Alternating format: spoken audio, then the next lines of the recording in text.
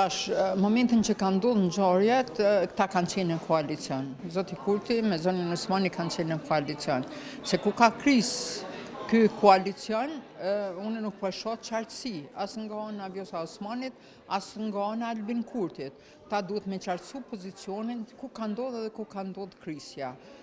Unë po shoh që bili po janë pak të rezervuar mbas këtij shkunorizimi, po shoh që janë të rezervuar dhe nuk ishtë dashur të flasin, ose të flasin në tërësi, se çfarë ka ndodhur, ose të mos flasin fare. Po megjithatë, është e drejta e gjithë secillit tash me qenë se po garojmë veç, tash është e drejta e gjithë secillit që me u deklaru, me saktësu dhe me precizu ku ka qenë ngecja edhe për shka është shprish ky koalicion që pas kanë mendu aqafat gjatë. Po ata pas kanë pas koalicionin kur është në shkruar ajo marrëveshja e famshme që ka ndodhur në një hall të kuvendit, ta pas kanë pas marrëveshje që ky koalicion të vazhdoj edhe për 15 vjet, mirë po çka ka ndodhur ndërkohë vërtet nuk e kam qartë as të saktë. Mirë është me qartësu edhe Albin Kurti, po edhe Vjosa Osmani. Unë e kom po që ka pas një krisje pak ma herët në një deklaratë që ka pas në kuvendin e Kosovës, në një, nuk më kujtohet saktë se çfarë ka pas, po që e ka kundërshtuar zotin Kurti dhe unë mendoj aty ka qenë ajo kriza. Ajo kriza edhe pikërisht e ka kundërshtuar në raport me raportet me Shtetet e Bashkuara, po edhe vendet tjera aleate të Kosovës.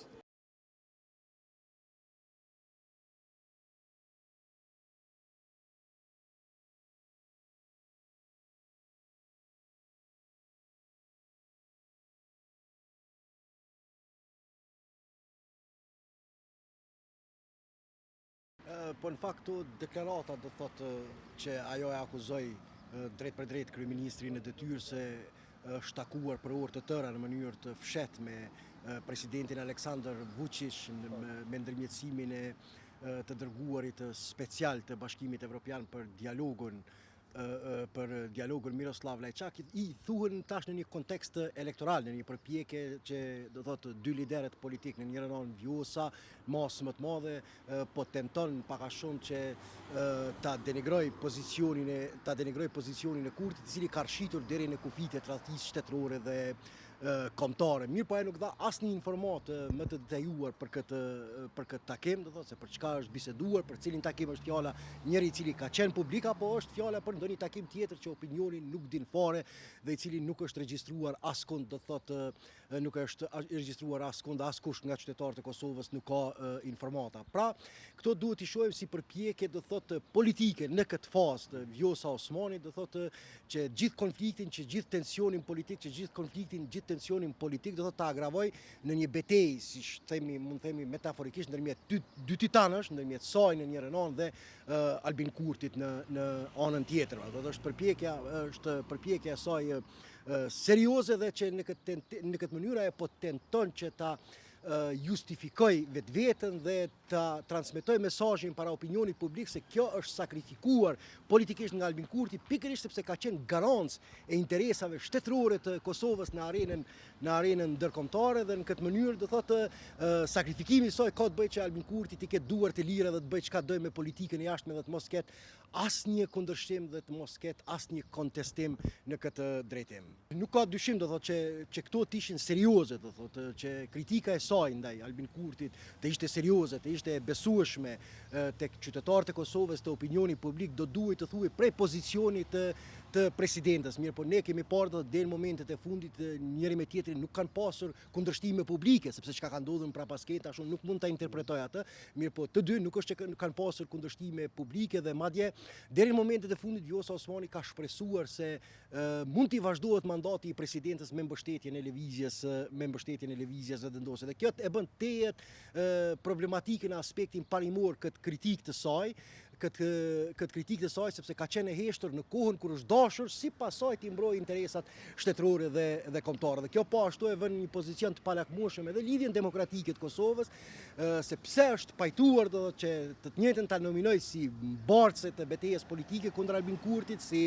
t'ia dorëzoj stafetën e betejës politike kundër Albin Kurtit, pikërisht kur tashmë si pasoj interesa shtetërore mbrohen vetëm atëherë kur përputhen me interesat e saj personale dhe jo atëherë kur duhet në kohën e dur dhe në momentin e dur. Për më tepër, Lidhja Demokratike e Kosovës në këtë drejtim do thotë nuk po themi ka sakrifikuar, mirë po është pajtuar që disa prej emrave kryesor të saj që janë shquar me betejën politike kundër lëvizjes së vendosjes, kundër qeverisë Albin Kurtit, t'i rangojnë një listë shumë më poshtë se sa Vjosa Osmanin me kompaninë e saj që gravituan kohën e fundit në Lidhjen Demokratike të Kosovës, dhe në këtë drejtim do thotë kjo kogja e sfidon pozicionin parimor edhe të Lidhjes Demokratike të Kosovës, sepse gjithë besimin, gjithë kapitalin e saj politik për aq sa e ka ja beson dikujt, ja beson një personi i cili angazhohet për të mbrojtur interesat shtetërore vetëm në bazë të kalkulimeve elektorale. Se sa do t'i kushtoj Vjosa Osmanit nuk mund ta them, por problemi është sa mund t'i kushtoj Lidhjes Demokratike të Kosovës. Edhe këtë partneritet që e kemi parë, do thotë ndërmjet Lumir Abdigjikut dhe Vjosa Osmanit, më tepër është parë që është një lloj partneriteti i dy personave mbase për të mbjetuar politikisht në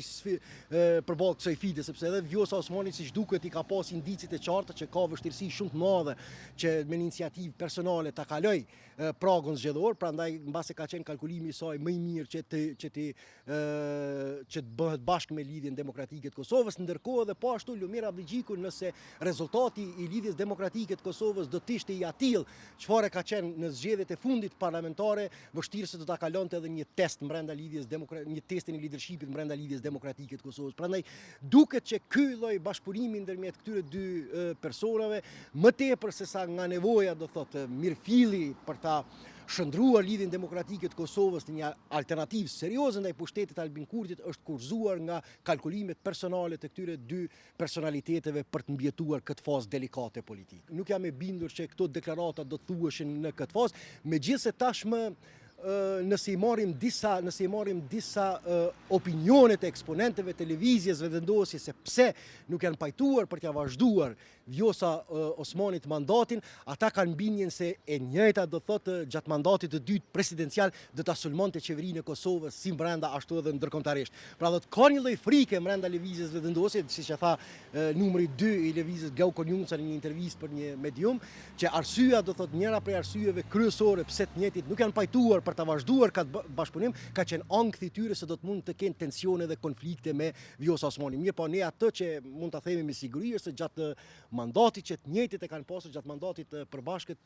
përjashto dy raste kur e njëjta e ka quajtur kazino politikën e jashtme të Kosovës, nuk është që ka pasur publikisht, prapë po tham sepse mprapaskeni nuk jam i prirur të interpretoj raportet ndërmjet tyre, publikisht nuk është që ka pasur tensione shumë të mëdha, madje sa i përket politikave të brendshme, Vjosa Osmani thuajse plotësisht dhe pa asnjë lloj ngurimi i ka legjitimuar plotësisht nismat e qeverisë Kosovës në idim raste, do thotë që prej krye prokurorit, mosemërimit të saj, shkarkimin e Valdetë Dakës, të cilat kanë qenë interesa puro politike të Albin Kurtit, dhe që rëshqitasi, që cila kjo mund quhet një lloj rëshqitje freudiane, rëshqitasi ka pranuar që është përkujdesur që edhe datën e zgjedhjeve ta caktojë me 28 dhjetor, atëherë kur është kontingjenti shumë i madh i diasporës në Republikën e Kosovës, dhe që dihet kjo pjesë e komunitetit ton mas të madhe kanë lojalitet elektoral ndaj lëvizjes vetvendosje. Pra kemi pasur një bashkëpunim të shkëlqyer, mirë po frika ka dominuar në lëvizjen dhe ankthi në lëvizjen vetvendosje, që duke qenë se ky do të ishte mandati i fundit i saj, mandati i fundit presidental, atëherë njëta mund ta ndronte trakën dhe shprehur në mënyrë metaforike, do thotë mund t'ia ngulte thikën pas shpinën bashkëpunëtorëve të saj për interesa personale.